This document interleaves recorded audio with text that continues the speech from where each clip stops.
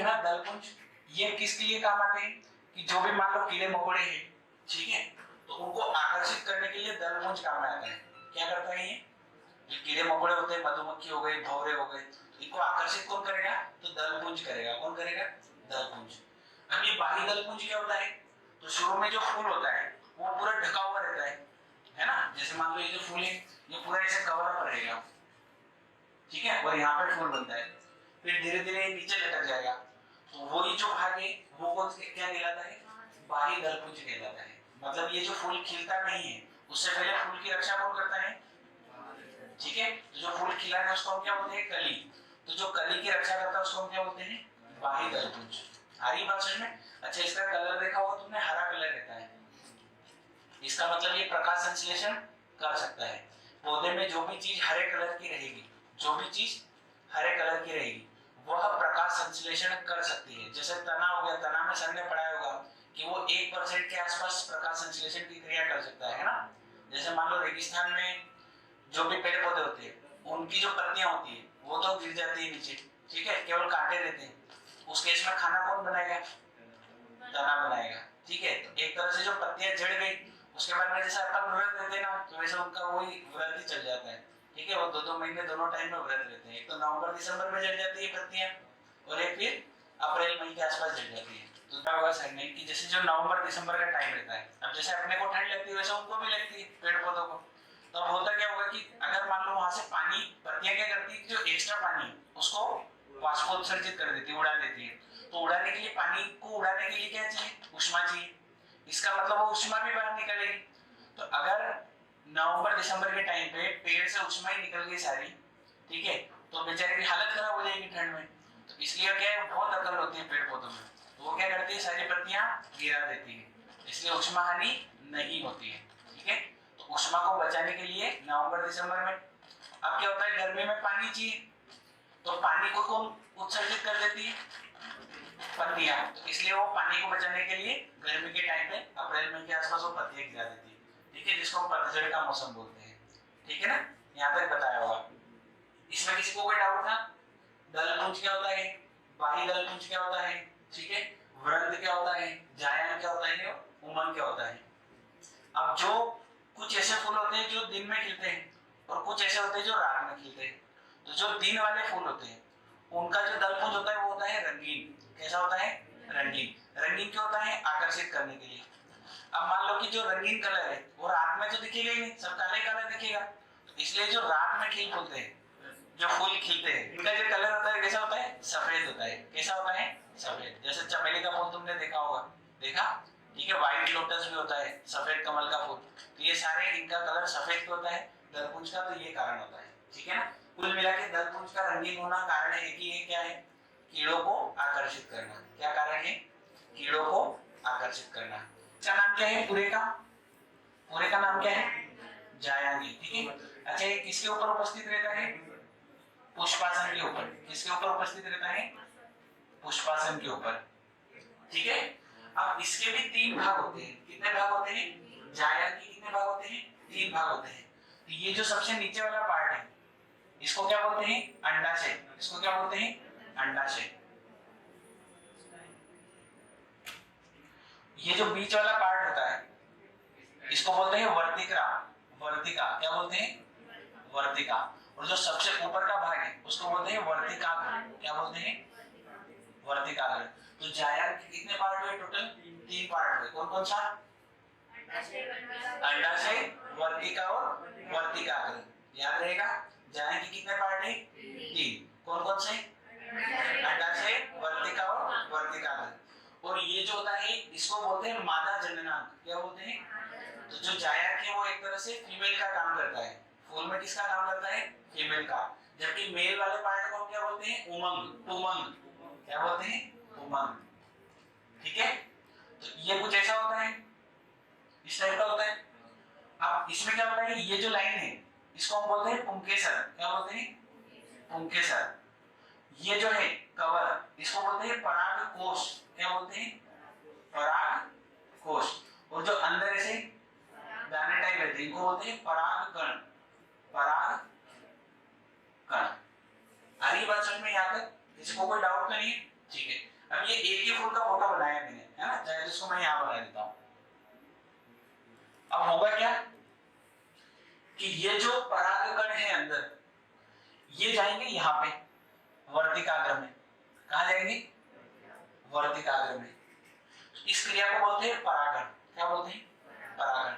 अगर बिल्कुल difficult language बोलनी हो तो क्या बोलेंगे कि किसी भी पुष्प के नर जननांग के परागकोश में उपस्थित परागकण का मादा जननांग के सबसे ऊपरी भाग, ठीक है, इतना बोलोगे, वर्तिकाग्र में पहुंचने की क्रिया को परागण बोलते हैं, परागण बोलते हैं। और सिंपल लैंग्वेज में क्या है? परागकण का वर्तिकाग्र में पहुंचना परागण कहलाता है। यहाँ तक बात समझ में आई? तो परागण क्रिया में केवल एक ही काम होता है। क्या होता है? जितने भी परागकण हैं वो कहाँ चले जाएंगे? वर्तिकाग्र में चले जाएंगे। तो इतनी सी क्रिया को हम क्या बोलेंगे? परागण बोलेंगे। याद रहेगा? ठीक है। अब मान लो कि यहाँ से ये उड़ के यहाँ पे आ गए, ठीक है, तो ये यहाँ पे नीचे उतरेंगे। इस नीचे उतरने की क्रिया को बोलते हैं निषेचन। क्या बोलते हैं? निषेचन। तो इसको हम क्या बोलेंगे? परागकण का वर्तिकाग्र से अंडाशय तक पहुंचना निषेचन कहलाता है। क्या समझाया मैंने? परागकण का वर्तिकाग्र से अंडाशय तक पहुंचना क्या कहलाता है? निषेचन कहलाता है। दोनों में फर्क समझ में आया? परागण की क्रिया क्या होगी? परागण की क्रिया होगी यहाँ से वर्तिकाग्र तक आना, ठीक है, और निषेचन क्या होगा? यहाँ से इनका अंडाशय तक आना। तो अब ये यहाँ से यहाँ तक ऐसे तो नहीं आ जाते होंगे, ठीक है, तो बहुत सारे तरीके होते हैं। तो 4 से 5 तरीके होते हैं परागण की क्रिया के। कितने तरीके होते हैं? 4 से 5 तरीके। तो जो पहला है वो होता है वायु द्वारा। कैसा होता है? वायु द्वारा। एक होता है कीटों द्वारा। किसके द्वारा होता है? कीटों के द्वारा। एक तुमने पढ़ा होगा हाथी के द्वारा, है ना, हाथी के द्वारा। तो हमें 3 जो है वो मेन रूप से याद रखने। कौन कौन से? हाथी वाला, कीटों वाला और वायु वाला। अब जितने भी हमारे खेत में अनाज है, ठीक है, गेहूं है, जितने भी हो गए, उनमें जो क्रिया होती है वो होती है वायु के द्वारा।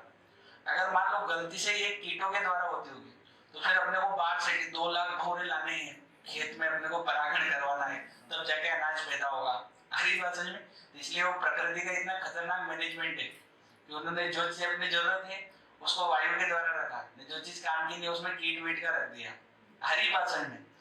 तो अब जो ये हाथी द्वारा है, ये एक फूल है रेफ्लेसिया। क्या नाम है इसका? रेफ्लेसिया। ये दुनिया का सबसे बड़ा फूल है, बहुत बड़ा होता है ये, ठीक है। तो रेफ्लेसिया नामक फूल ये जो क्या है, ये सबसे बड़ा है। ये क्या है? सबसे बड़ा। इसमें परागण की क्रिया किसके द्वारा की जाती है? हाथी के द्वारा। याद रहेगा। और जो सबसे छोटा फूल है वो है वोल्फिया। क्या नाम है? वोल्फिया।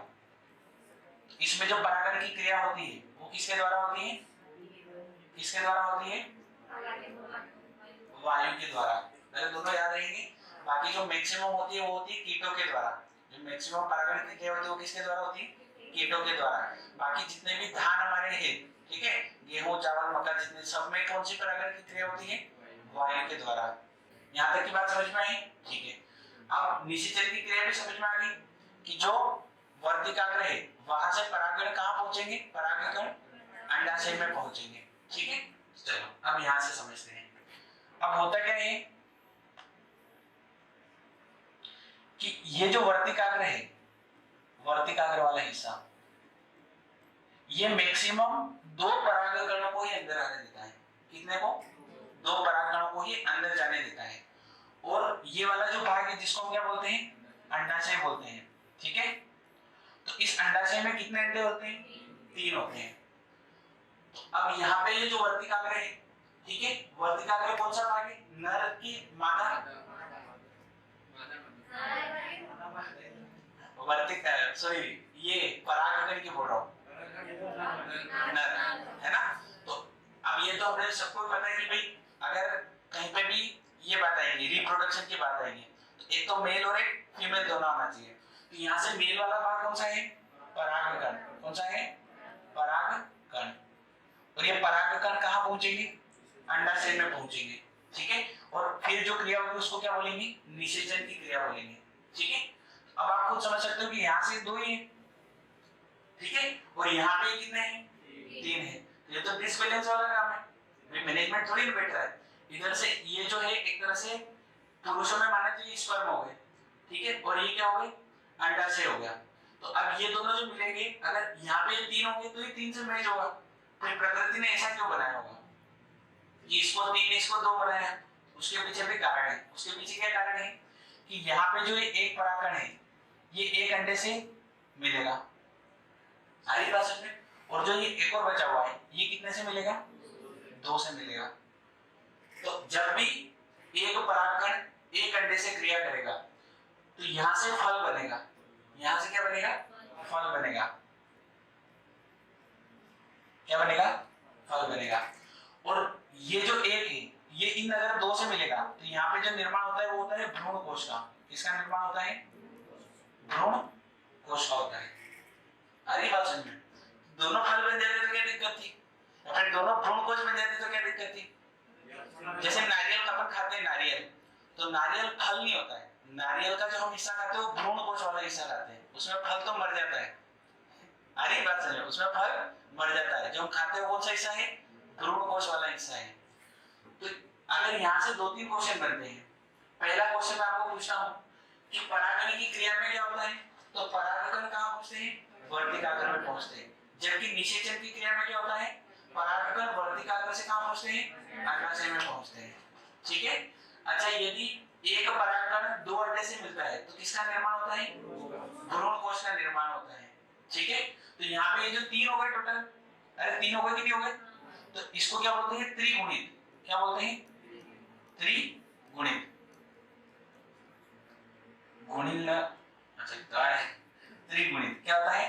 त्रिगुणित। यहाँ पे 3 मिल रहे हैं तो त्रिगुणित। अच्छा, यहाँ पे कितने मिल रहे हैं?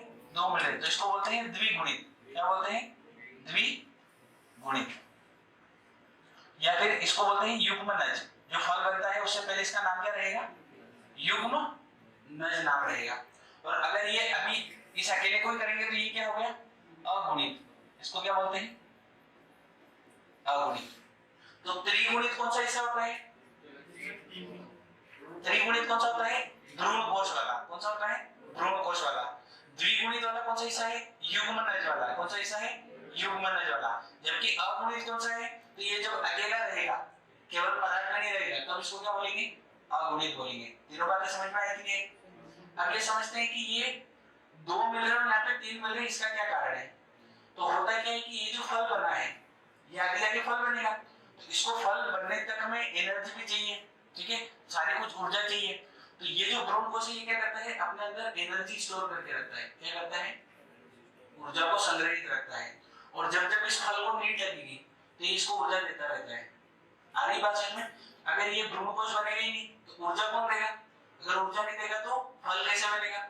इसलिए कारण होता है कि एक तो क्या बनता है? भ्रूण कोश बनता है और एक क्या बनता है? फल बनता है। ठीक है। तो अगर आपसे पूछा जाएगा कि फल का निर्माण पुष्प के कौन से हिस्से से होता है, तो अंडाशय। किससे होता है? अंडाशय। जो भी फल से रिलेटेड क्वेश्चन आया है, आंख बंद करके उत्तर क्या लगाना है? अंडाशय लगाना है। केवल वर्तिकाग्र में कौन सी क्रिया होती है?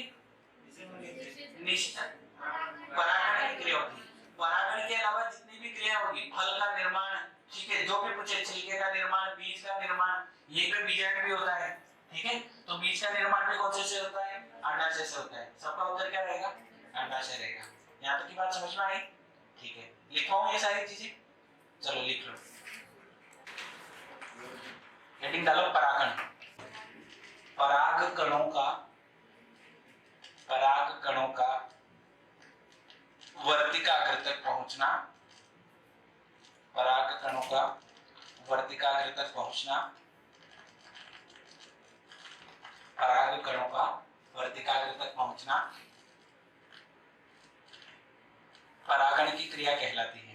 तो अगर आपसे क्वेश्चन पूछा जाएगा कि निम्न में से पुष्प के कौन से हिस्से में परागण की क्रिया होती है, और 3-4 ऑप्शन दे देगा कि दलपुंज में होती है, बाह्य दलपुंज में होती है, वर्तिकाग्र में होती है, अंडाशय में होती है, तो कहां होती है? वर्तिकाग्र में होती है। ठीक है, लिखो और हेडिंग डालो स्वपरागण। अगर एक ही फूल है, ठीक है, एक ही फूल का मान लो यहां से जो परागण उनके इसी फूल की किस में आ गया? वर्तिकाग्र में आ गया। ठीक है, तो है स्वपरागण, मतलब खुद के अंदर ही सारी क्रिया हो रही है। और अगर मान लो इस फूल का परागण उड़ के इस फूल के वर्तिकाग्र में आ गया तो इसको क्या बोलेंगे? परपरागण।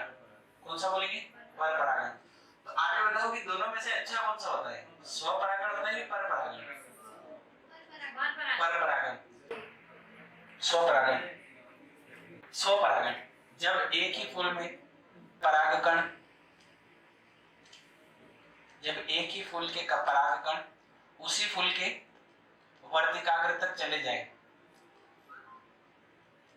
उसी के वर्तिकाग्र तक चले जाए, इसमें क्या होगा? स्वपरागण होगा। इस क्रिया को स्वपरागण कहते हैं। इस क्रिया को स्वपरागण कहते हैं। दूसरा लिखो परपरागण। परपरागण जब एक फूल के परागकण, जब एक फूल के परागकण दूसरे फूल के वर्तिकाग्र तक जाते हैं, जब एक फूल के परागकण दूसरे फूल के वर्तिकाग्र तक जाते हैं, इस क्रिया को परपरागण कहते हैं। और यह, तो इस क्रिया को परपरागण कहते हैं। और यह अच्छा माना जाता है। देखो आगे इसमें, हाँ मतलब पॉइंट अगला लिखो। रेफ्लेक्सिया, रेफ्लेक्सिया दुनिया का सबसे बड़ा फूल माना जाता है। रेफ्लेक्सिया क्या? अच्छा रेफ्लेक्सिया यहाँ लिख देते हैं। रेफ्लेक्सिया, रेफ्लेक्सिया दुनिया का सबसे बड़ा फूल है। और इसमें वर्तिकाग्र, और इसमें वर्तिकाग्र हाथी के द्वारा होता है। इसमें वर्तिकाग्र हाथी के द्वारा होता है।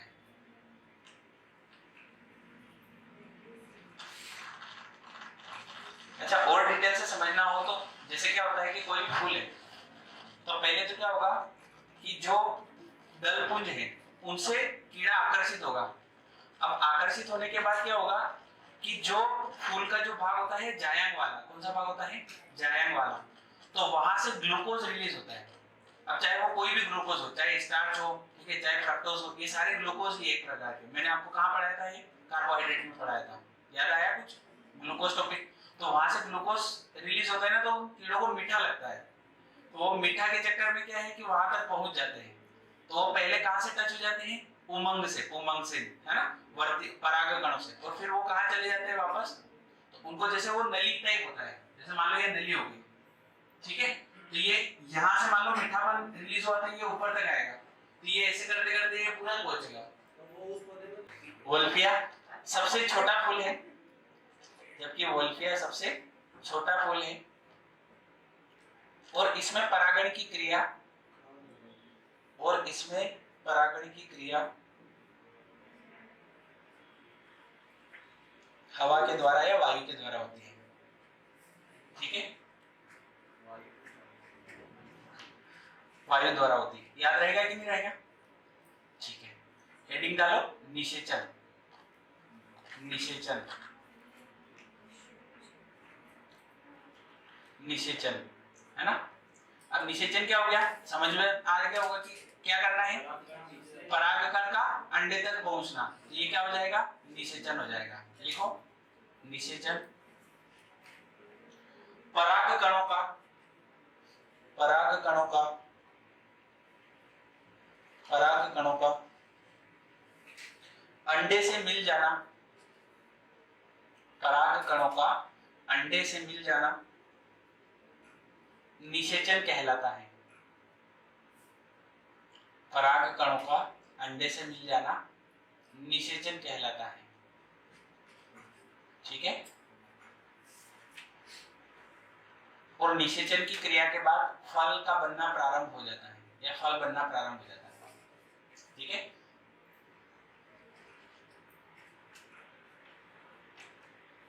तो सबसे पहले जो क्रिया होती है वो पहले परागण की क्रिया होती है, उसके बाद में निषेचन की क्रिया होती है, और उसके बाद में फल बनना प्रारंभ होता है। ठीक है ना। तो कभी ऐसे क्रम से सजाने के लिए आ जाए तो हम बता सकते हैं कि सबसे पहले क्रिया कौन सी होती है, उसके बाद कौन से होते हैं, उसके बाद कौन सी होती है, याद रहेगा।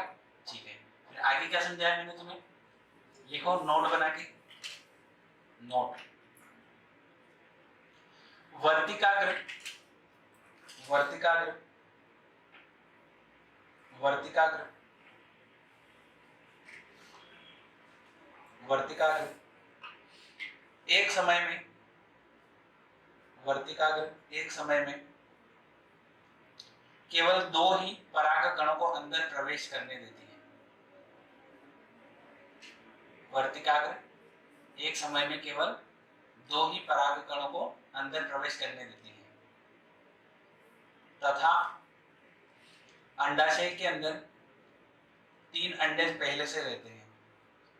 अंडाशय के अंदर 3 अंडे पहले से रहते हैं, याद रहेगा कि नहीं रहेगा। 3 अंडे रहते हैं, अभी समझाया था ना कि 2 वर्तिकाग्र आते हैं और 3 अंडे होते हैं। ठीक है, चलो आगे लिखो। एक परागकण, एक परागकण, एक परागकण एक अंडे से क्रिया करके, एक परागकण एक अंडे से क्रिया करके, एक परागकण एक अंडे से क्रिया करके युग्मनज का निर्माण करता है। ये समझाया था यहाँ पे, है ना। ये एक परागकण एक अंडे से क्रिया करेगा तो क्या बनेगा, युग्मनज बनेगा। क्या बनेगा, युग्मनज। एक परागकण एक अंडे से क्रिया करके युग्मनज का निर्माण करते हैं और यही अंततः फल में परिवर्तित होता है, और यही अंततः फल में परिवर्तित होता है। अगर आपसे पूछा जाएगा कि फल का निर्माण किससे होता है, युग्मनज से होता है, भ्रूणकोश से होता है, तो कहां से होगा, युग्मनज से होगा। पॉइंट याद रहेगा कि नहीं रहेगा। और पुष्प के किस भाग में होगा, अंडाशय में होगा। किस में होगा, अंडाशय में होगा। ठीक है, चलो आगे लिखो। अंडाशय में बचे हुए 2 अंडे, अंडाशय में बचे हुए 2 अंडे, अंडाशय में बचे हुए 2 अंडे एक परागकण से क्रिया करके, अंडाशय में बचे हुए 2 अंडे एक परागकण से क्रिया करके, एक परागकण से क्रिया करके किसका निर्माण करते हैं, भ्रूणकोश का निर्माण करते हैं। एक अंडाशय से क्रिया कर, एक परागकण से क्रिया करके भ्रूणकोश का निर्माण करते हैं।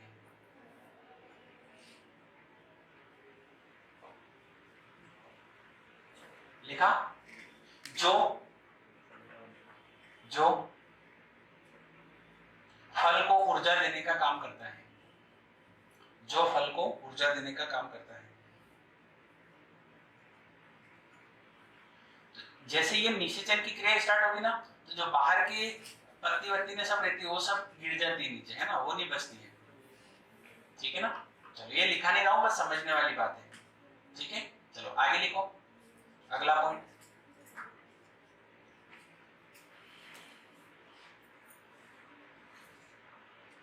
परागकण को नर युग्मक, मतलब परागकण कौन सा है, मेल वाला पार्ट है, जबकि परागकण को नर युग्मक, नर युग्मक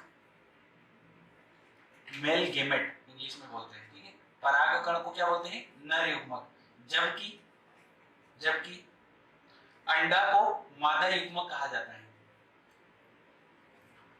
परागकण को क्या बोलते हैं, नर युग्मक, जबकि अंडा को क्या बोलते हैं, मादा युग्मक बोलते हैं। याद रहेगा। कहने का मतलब ये है कि अगर ये सिंगल है, सिंगल है, तो इसको क्या बोलेंगे हम, युग्मक बोलेंगे। क्या बोलेंगे, नर युग्मक मादा युग्मक। ये अकेला है तो नर युग्मक हो गया, ये अंडा अकेला है तो क्या हो गया, मादा युग्मक हो गया। तो एक नर युग्मक और एक मादा युग्मक मिलेगा तो किसका निर्माण होगा, युग्मनज का निर्माण होगा। और जो ये आखिरी में क्या बनता है, फल बनता है। ठीक है ना। तो युग्मक क्या होता है, युग्मनज क्या होता है, और भ्रूणकोश क्या होता है, तीनों अपने को अच्छे से समझ में आना चाहिए। ठीक है ना। चलो देखो आखिरी पॉइंट है, युग्मक अगुणित होता है, युग्मक अगुणित होता है अभी समझाया था है ना। अकेला है तो उसको क्या बोलेंगे, युग्म, और युग्मक है तो उसको क्या बोलते हैं, अगुणित। क्या बोलते हैं, अकेला है तो अगुणित, युग्मक अगुणित होता है, कोमा, युग्मनज द्विगुणित होता है, युग्मनज द्विगुणित होता है, युग्मनज द्विगुणित होता है, जबकि भ्रूण कोश त्रिगुणित होता है, जबकि युग्मक भ्रूण कोश त्रिगुणित होता है।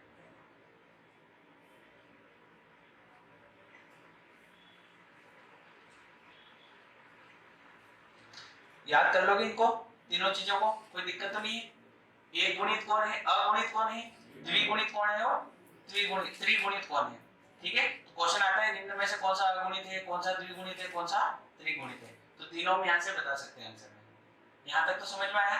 ऊर्जा कौन देता है, भ्रूण कोश देता है। कौन देता है, भ्रूण कोश। तो जो फल का निर्माण होता है वो किसके द्वारा होता है, युग्मनज के द्वारा होता है। क्या होता है, युग्मनज के द्वारा। और अगर एक सिंगल है तो उसको क्या बोलते हैं, युग्मक। क्या बोलते हैं, युग्मक। और युग्मक की प्रकृति कैसी होती है, अगुणित। ठीक है, ये इससे गुणा होगा तो दो गुणित हो जाएंगे और इससे गुणा होगा तो त्रिगुणित हो जाएंगे। यहाँ तक किसी को कोई दिक्कत तो नहीं है। ठीक है, चलो तो अब यहाँ पे हमने समझ लिया कि भाई अब किसका निर्माण होगा, फल का निर्माण होगा। किसका निर्माण होगा, फल का। तो अब फल का निर्माण कैसे होगा, अभी समझाया कि ये दोनों मिलेंगे तो क्या बन जाएगा, फल बन जाएगा। ठीक है, जैसे निषेचन की क्रिया हुई वैसे फल बनना चालू हो जाएगा। तो अब जो फल होते हैं वो भी प्रकार होते होंगे। ठीक है, तो प्रकार कौन से होते हैं, एक तो सत्य फल होता है और एक असत्य फल होता है। कौन से होते हैं, एक तो सत्य फल होता है और एक असत्य फल होता है। तो असत्य से दो एग्जांपल सबसे ज्यादा पूछे जाते हैं, वो कौन से हैं, सेब और नाशपाती। कौन से हैं, सेब और नाशपाती। तो ये दो अपने को रट लेना है कि सेब और नाशपाती किसके उदाहरण हैं, असत्य फलों के उदाहरण हैं। बाकी 95% दुनिया के जितने भी फल हैं वो किसके उदाहरण रहेंगे, सत्य फलों के। पर ये होता क्या है कि सत्य क्या है ना असत्य क्या है वो समझो। तो जैसे क्या होता है कि यहाँ पे बीजाणु वगैरह रहते हैं, इससे तो कोई दिक्कत नहीं है। तो ये सारे मैंने आपको क्वेश्चन लिखा है नहीं, पर अपने को याद होनी चाहिए कि बीजाणु का निर्माण, बीजों का निर्माण किससे होता है, अंडाशय से होता है। फल का बनता है, अंडाशय में बनता है। भ्रूणकोश का बनता है, अंडाशय में बनता है। वर्तिकाग्र की परागण की क्रिया कौन सी होती है, वर्तिकाग्र में होती है। वर्तिकाग्र से परागण पहुंचना कहां तक, अंडाशय तक। कौन सी क्रिया कहलाती है, निषेचन। ये लिखा ही नहीं मैंने इतनी बातें। अब समझो होता क्या है कि अगर यहाँ से फल बन गया, यहाँ से क्या बन गया, फल बन गया, यहाँ पे फल का निर्माण हो रहा है, यहीं पे अगर फल बन गया तो उन फलों को हम बोलते हैं सत्य फल। उन फलों को क्या बोलते हैं, सत्य फल। लेकिन क्या होता है कि बहुत सारे ऐसे फल होते हैं जिनमें अंडाशय का ये जो लेयर होती है ये कमजोर होती है और ये से टूट जाती है, ये से टूट जाती है।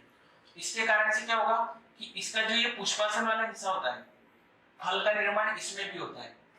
मतलब जो ये अंडाशय है और जो ये पुष्पासन है ये दोनों मिलकर किसका निर्माण करेंगे, फल का निर्माण करेंगे। तो उन सब फलों को हम क्या बोलते हैं, असत्य फल बोलते हैं। क्या बोलते हैं, याद रहेगा। जो फल पूरी तरह से अंडाशय में बनते हैं उन फलों को क्या कहा जाता है, सत्य फल। जिन फलों के निर्माण में पुष्पासन की भी सहायता होती है उन फलों को हम क्या बोलते हैं, असत्य फल बोलते हैं। याद रहेगा कि नहीं रहेगा।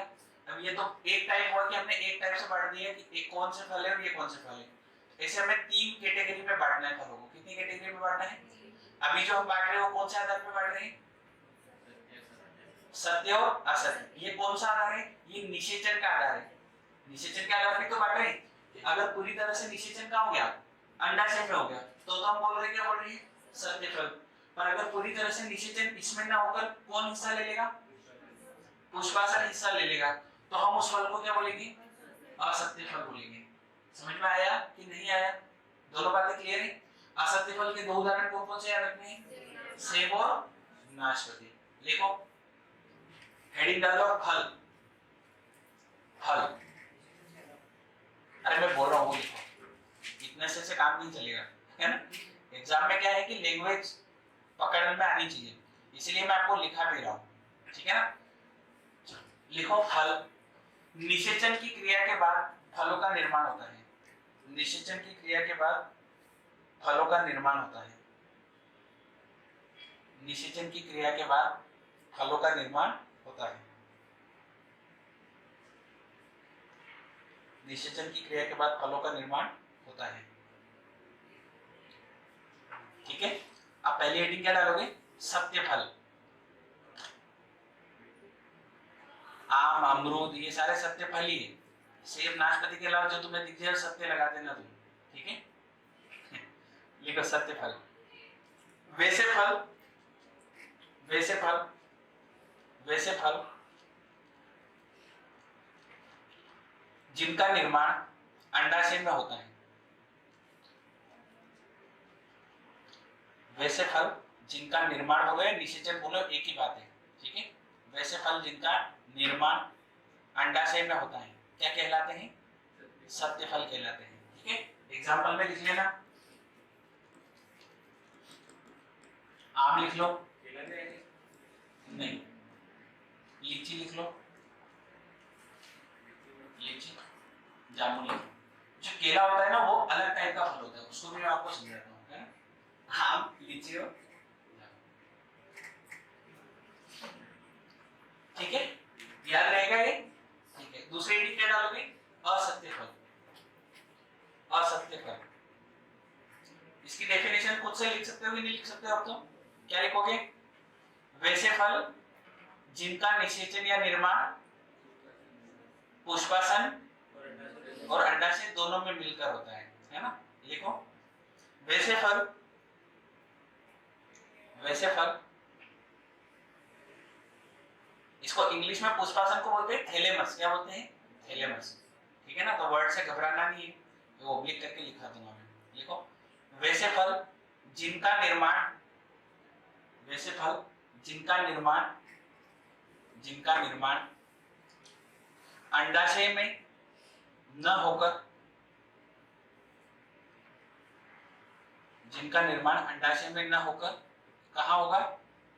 पुष्पासन में होगा, यह दोनों में मिलकर होगा। ठीक है, तो लैंग्वेज जो लिखी आए उसके अनुसार हमें आंसर दे देना है। जिनका निर्माण पुष्पासन में होगा, कुल मिला के ये बात है। ठीक है, तो उन फलों को हम क्या बोलेंगे? असत्य फल। और दो एग्जांपल रख लेने, कौन कौन से? सेब का और नाशपाती का। आप मान लो किसी को वो उसको उसमें पीएचडी करनी हो कि मुझे तो बॉटनी ही पढ़ के ना करना है, तो फिर उसको तो यहाँ पे 100-150 एग्जांपल याद रखने पड़ेंगे। पर अपने एग्जाम पॉइंट ऑफ व्यू से 2-4 एग्जांपल ही हमें याद रखने जो बार बार रिपीट होते हैं। ठीक है ना, याद रहेंगे दोनों? ठीक है, आप इसका कहना है कि जो केले वगैरह होते हैं वो कैसे फल होते हैं। ठीक है, तो आप उसको समझो। अब जैसे क्या होगा कि ये जो फूल है ना, अब यहाँ से हमने अभी पढ़ाई, ये क्या होता है? परागकण होते हैं। तो ये परागकण कहाँ पहुँचते हैं? वर्तिकाग्र में पहुँचते हैं। कहाँ पहुँचते हैं? वर्तिकाग्र में। ठीक है, तो ये यहाँ उड़ के आ जाएंगे। अगर मैं इस फूल को उल्टा कर दूं, घुमा के, इस फूल को पूरा घुमा दूं, उल्टा कर दूं, तो यहाँ पे जो ये 3 अंडे हैं ये उठ के यहाँ आएंगे कि नहीं आएंगे? आएंगे कि नहीं आएंगे? आएंगे। तो अगर ये तीनों अंडे घूम फिर के कहाँ चले जाए? ऊपर चले जाए, तो आप बताओ यहाँ से जो परागकण आ रहे हैं तो ये क्रिया यहाँ ही हो जाएगी कि नहीं हो जाएगी? ठीक है, तो जिनमें परागकण में ऐसे ऐसे फल जिनमें क्या होगा? निषेचन और परागकण एक ही जगह हो जाते हैं। ठीक है, या सीधे परागण के बाद ही फल बनना प्रारंभ हो जाता है। दोनों बातें सेम है। क्या बोलूंगा? या तो निषेचन और परागण का हो जाएगा, यही हो जाएगा। तो जिनमें क्या होगा? सीधे परागण के बाद एक स्टेप खा जाएगा, सीधे परागण के बाद क्या बनने लग जाएगा? फल बनने लग जाएगा। तो ऐसे फलों को बोलते हैं अनिषेच फल। क्या बोलते हैं? अनिषेच फल। इसका मतलब क्या हुआ? अनिषेच मतलब जिसमें निषेच की क्रिया नहीं होगी। तो इन फलों को नाम क्या दे दिया? अनिषेचन फल। समझ में आया? अनिषेचन फल क्या होते हैं? जिनमें क्या होता है? निषेचन की क्रिया नहीं होती, डायरेक्ट परागण के बाद ही क्या होता है? फल बनने लग जाता है। ठीक है ना? हाँ, अनिषेच फल। डेफिनेशन क्या लिखोगे इसकी? वैसे फल जिनमें, वैसे फल जिनमें, वैसे फल जिनमें निषेचन न हो। नाम से समझ में आ रहा है? अनिषेच, जिनमें निषेचन न हो, परागण से ही फल बन जाए। जिनमें निषेचन की क्रिया नहीं होगी, डायरेक्ट कहां से? परागण की क्रिया के बाद क्या बनना चालू हो जाएगा, फल बनना चालू हो जाएगा। तो वैसे फलों को हम क्या बोलेंगे, अनिषेचन फल।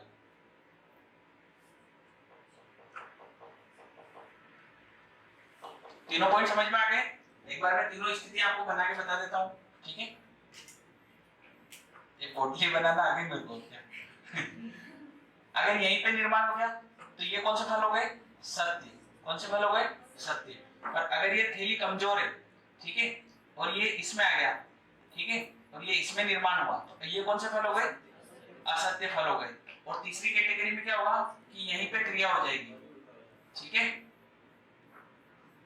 तो ये जो फल है कौन से है, अनिषेच फल है। कौन से फल है, अनिषेच, ठीक है।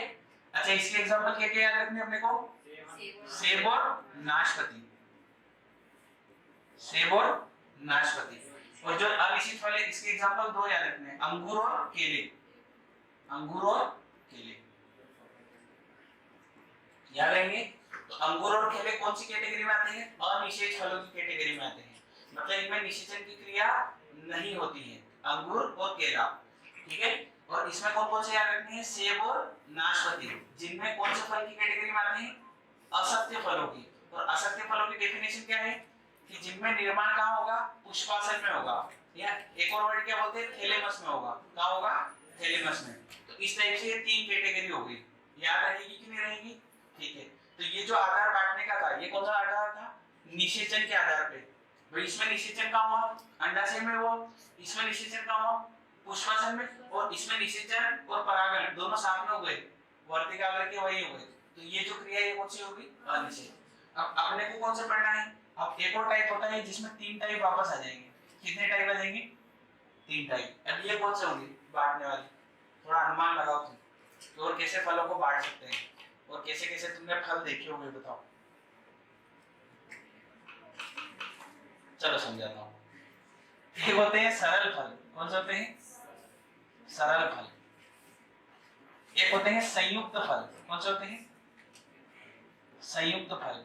और एक होते हैं संग्रहित फल, एक कौन से होते हैं, संग्रहित फल। अब ये आज तक कभी एग्जाम में नहीं पूछे गए, इनसे क्वेश्चन नहीं आता है, क्वेश्चन आता है सत्य और असत्य से, पर ये याद होने चाहिए, कभी पूछ ले अपने को कोई तो, ठीक है, कि सरल क्या होते हैं, संयुक्त क्या होते हैं, और संग्रहित क्या होते हैं। तो ऐसे फल जिनमें एक फूल हो और एक ही फल बने, जिनमें एक फूल हो और एक ही फल बने, तो वैसे को हम क्या बोलेंगे, सरल फल बोलेंगे। समझ में आया? जैसे आम है ना, आम खाते हैं, ठीक है, तो आम किसका एग्जांपल है, सरल फलों का। किसका एग्जांपल है, सरल का। अभी समझ में आ जाएगा टुकड़ों में। अब अगर मैं बोलूं कि संयुक्त फल क्या होते हैं, तो जिनमें एक फूल होता है और अनेक फल होते हैं, अनेक फल होते हैं, ऐसे फलों को हम क्या बोलते हैं, संयुक्त फल। शरीफा का नाम सुना तुमने, शरीफा खाया तुमने कभी, नहीं खाया, खाया तुमने, खाया। सीताफल खाया, तो सीताफल को ही शरीफा बोला जाता है, क्या बोला जाता है, शरीफा।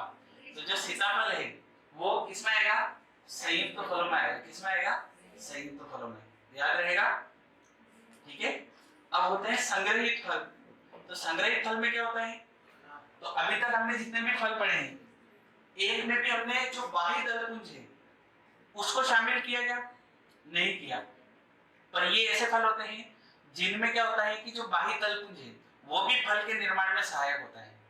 कैसे, जिनमें बाह्य दलपुंज भी निर्माण में सहायक होता है। तो वैसे फलों को हम सही से काट भी नहीं सकते और बाहर से बहुत खतरनाक होते, कठोर दिखते हो। जैसे कटहल देखा तुमने, कटहल देखा, पाइनएप्पल देखा, तो ये जो पाइनएप्पल और कटहल है ये दोनों किसके एग्जांपल है, संग्रहित फलों के। इनको आप व्यवस्थित एक जैसे नहीं काट सकते हो आप, ठीक है ना।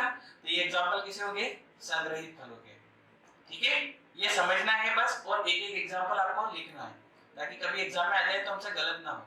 सरल फल कौन से होंगे, हाँ आपने बोला कि एक फूल और एक फल लगता है, हाँ, तो आम अकेला कहाँ पे लगता है, सब गुच्छे में भी तो होता है। अरे वैसे नहीं, जैसे सीताफल देखा तुमने, सीताफल, उसको सीताफल को खोलना, अब उसको खाओगे तुम्हें ऐसे लगेगा तुमने 70-80 फल खा लिए, पर आम को लगेगा एक ही खाया है, ठीक है ना। उसके अंदर कितने फल होते हैं, छोटे छोटे फल ही तो है वो, एक गुठली से थोड़ा सा फल बना, फिर दूसरे से दूसरा, तो उस टाइप में बांटा गया है इसमें, ठीक है, इसलिए मैंने सीताफल ही एग्जांपल लिया है ताकि वो जल्दी समझ में आएगा, तुमने खाया भी हुआ इसलिए। अरे याद रहेगा इसके एग्जांपल क्या है, इसका एग्जांपल क्या है कटहल, और इसका क्या है, इसका क्या है सीताफल, और इसका क्या है आम।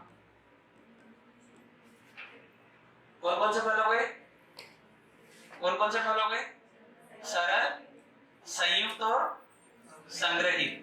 तीनों पैटर्न याद रहेंगे कि नहीं रहेंगे, अरे कर लोगे याद, ठीक है। नारियल का कौन सा हिस्सा खाते हैं, भ्रूण कोश, कौन सा हिस्सा खाते हैं, भ्रूण कोश। कटहल में क्या खाते हैं, तो जिनमें अगर कटहल में अगर जैसे ये शामिल हो गया, क्या शामिल हो गया, अभी समझाया क्या शामिल हो गया, बाह्य दलपुंज। तो वैसे फलों को जो खाते हैं उसमें बोला जाता है पुष्पक्रम, क्या बोला जाता है, पुष्पक्रम। तो जिन फलों में शामिल क्या हो जाएगा, बाह्य दलपुंज, उनका कौन सा हिस्सा खाया जाएगा, आपसे याद रखना है क्या खाया जाएगा, पुष्पक्रम, क्या खाया जाएगा, ठीक है। और जिनमें फल का निर्माण नहीं होता है, जिनका भ्रूण कोश खाते हैं, वो एग्जांपल क्या याद रखना है, नारियल का, क्या याद रखना है, नारियल का। जैसे नींबू का कौन सा हिस्सा खाते हैं, नींबू, मौसम्बी, संतरा, तो जिनमें भी रेशेदार रहती है चीजें, ठीक है, जिनसे रस निकलता है, रेशे रेशे रहते कि नहीं रहते, तो उनमें कौन सा हिस्सा खाते हैं, तो याद रखना है रेशेदार रोम खाते हैं, क्या खाते हैं, रेशेदार रोम, ठीक है। ये लिखाऊंगा मैं, घबराओ मत। यहां तक डाउट है क्या, क्लियर है यहां तक की बातें, ठीक है। अब फल में कितने हिस्से होते हैं टोटल, तुम आइडिया लगाओ कितने हिस्से होते होंगे, हाँ, तीन होते हैं। एक कौन सा होता है, जैसे मान लो आम का ही देख लो, आम का एक तो बाहर का छिलका होता है, एक उसके जस्ट अंदर का भाग होता है, और फिर अंदर गुठली होती है, ठीक है। तो जो सबसे बाहरी भाग है उसको क्या बोलेंगे, बाह्य फल भित्ति, क्या बोलेंगे, बाह्य फल भित्ति। जो मध्य में है उसको मध्य फल भित्ति, और जो सबसे अंदर है उसको आंतरिक फल भित्ति, क्या बोलेंगे, आंतरिक फल भित्ति, ठीक है।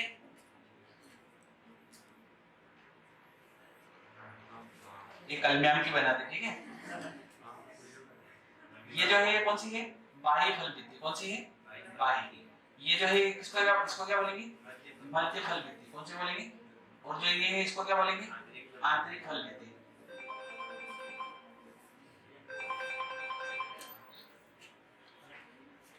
हाँ, अरे अभी क्लास के बाद रख के आता हूँ मैं ना,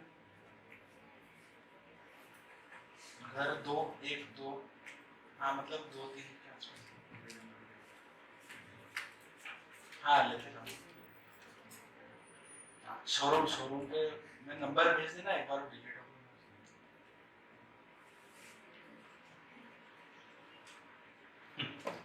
चलो ये समझ में आया कि नहीं आया, आंतरिक फल भित्ति, बाह्य फल भित्ति और मध्य फल भित्ति।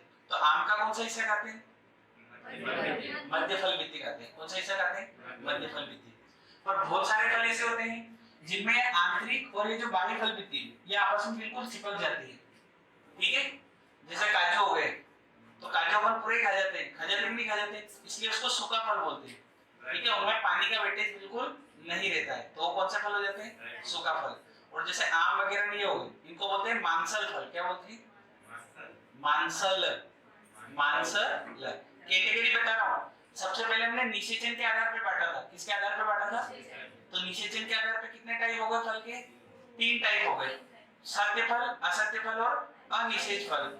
फिर हमने दूसरे टाइप में कौन कौन से बांटे, सरल फल, संयुक्त फल और संग्रहित फल। अब मैं आपको तीसरा टाइप बता रहा हूँ जिसमें 2 पार्ट वापस हो गए, कौन कौन से, सूखे फल और मांसल फल, कौन कौन से, सूखे फल और मांसल फल। तो सूखे फल में तो ड्राई फ्रूट तुम्हें पता ही है, जैसे अंगूर है, तो अंगूर पहले अभी अंगूर है तो वो मांसल फल है, उसको सुखा दोगे और पानी निकल जाएगा तो दाग बन जाएगी, तो दाग किसमें आएगी, सूखे फल में आएगी, ठीक है ना। ये सबसे बढ़िया एग्जांपल है। डेफिनेशन याद रखना जरूरी है सारी चीजों की, याद रहेगा यहाँ तक, कोई दिक्कत तो नहीं है, ठीक है। इसके बाद अपन कल पढ़ेंगे, है ना।